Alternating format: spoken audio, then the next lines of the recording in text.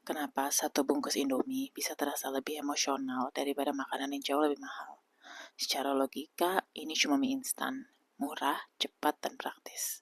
Tapi di kepala banyak orang Indonesia, Indomie bukan cuma sekedar makanan. Dia muncul di momen yang sangat spesifik. Di malam lapar, akhir bulan, kamar kos, hujan, sahur, begadang, atau saat tinggal jauh dari rumah. Dan disinilah psikologinya bekerja. Mere exposure effect pertama kali dijelaskan oleh Robert Zejonk.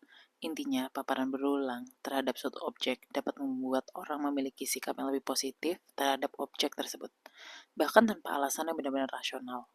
Dalam konteks konsumsi, ini berarti sesuatu yang sering kita lihat, dengar, makan, atau alami bisa terasa lebih disukai karena sudah familiar. Dalam literatur psikologi, ini sering dijelaskan melalui processing fluency. Semakin sering kita terpapar sesuatu, semakin akrab rasanya.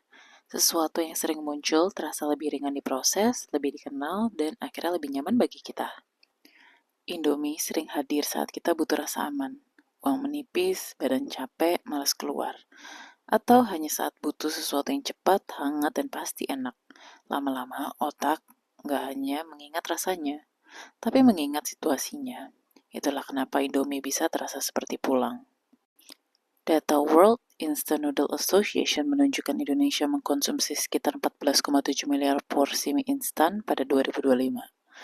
Artinya ini bukan kebiasaan kecil. Ini budaya makan yang luar biasa. Tapi kekuatan Indomie bukan hanya pada pasar yang besar. Kekuatannya ada pada ritual kecil yang terus diulang. Cara mencampur bumbu, telur setengah matang, cabai rawit, nasi, atau tekstur mie yang harus pas. Setiap orang punya versi Indominya masing-masing. Dan ketika sebuah produk sudah masuk ke memori, kebiasaan, dan identitas personal, kompetisinya bukan lagi soal rasa. Kompetisinya adalah melawan nostalgia. Mungkin itu alasan kenapa Indomie susah dikalahkan.